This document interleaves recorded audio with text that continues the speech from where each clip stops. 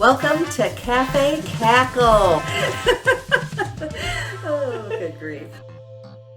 Stephanie, let's talk benefit packages. Because, because I know in my experience working with my micro businesses, they don't really fully understand what a benefit package can be, right? They think wages, they might think about negotiating paid time off, maybe. But otherwise, I feel like everybody is like medical insurance and retirement.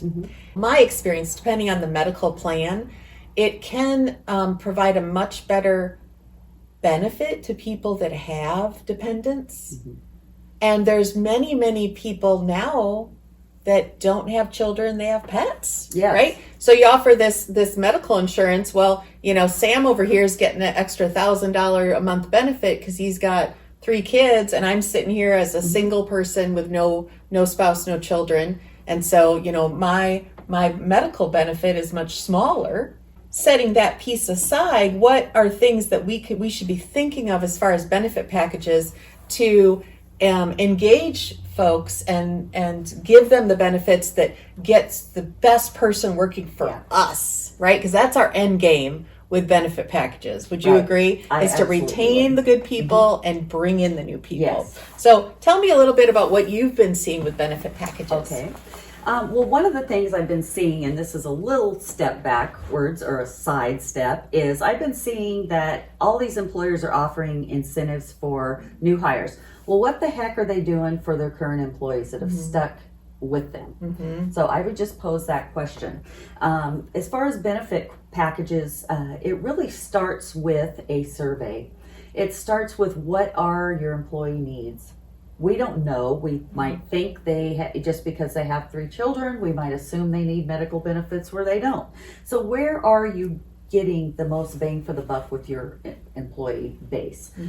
So it starts with a survey. And then there's all kinds of creative things you can do for not a lot of money. You can have the employees go to the exchange, for instance, and give them either a raise or you can't really do any pre-tax benefit with that, but there are a lot of plans that you can do the pre-tax benefits. And what I mean by that is, you pay $100 a month for your health insurance, and the employer pays $800, which is not uncommon. And so that $100 that the employee will pay is a pre-tax benefit. It doesn't get taxed at all. And the other thing that's nice is like a 401k plan.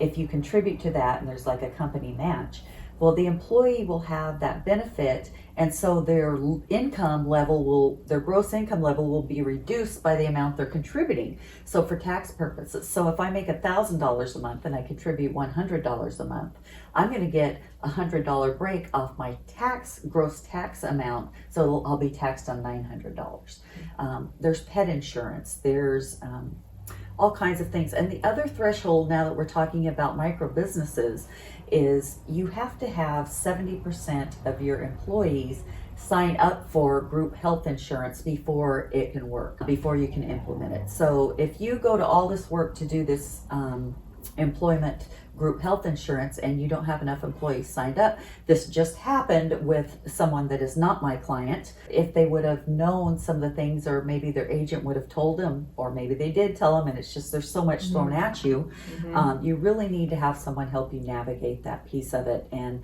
understand. So that could have been captured in a survey. How important is health insurance to you on a scale of whatever? So you've got to find out what is important to your staff before you can just go implementing, because there's a lot of money that's allocated towards health insurance, and it may be something that's not important anymore, especially now that people can stay on their parents' insurance until their 26th birthday. So that becomes for the young workers coming into the workforce, our Gen Z workforce, that incentive to be covered by medical insurance isn't really there. No. I wanted to step back to the piece about the premiums for employees being pre-tax, because that is a great benefit. It means that you're saving, you're not having state or federal withholding tax deducted for that amount of money. But you do need to have a special plan in place to Yes. be able to do pre-tax premiums, right? Yes, it's called the cafeteria, and it's Cafeteria 125. That's just a section of the IRS code. And so that document has very specific details about what type of plans can go into them and what cannot. For example, long-term care insurance cannot go into that cafeteria plan. It's not a pre-tax benefit. So you really need to check with your HR person or your advisor or broker before you go launching into just getting a benefit plan. So, in conclusion, don't assume that you can take out premiums pre-tax unless you have a cafeteria plan. And there's lots of inexpensive ways to have that set up. And when thinking about employee benefits, it's time to go new school instead of old school. It's time to stop thinking about, oh, it's a man that needs to care for a family and therefore blah, blah, blah. We've got a lot more going on than that, including a lot of people in the workforce that do not have children. And so things like pet insurance, being able to bring your pet to work, those are also benefits that you could implement that might make your employees happier. Absolutely. Thanks, Stephanie. Thanks for having me, Jackie.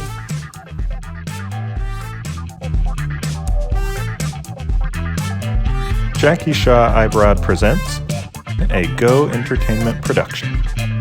You can learn more at administratorsunite.com. Come back for more awesome conversations.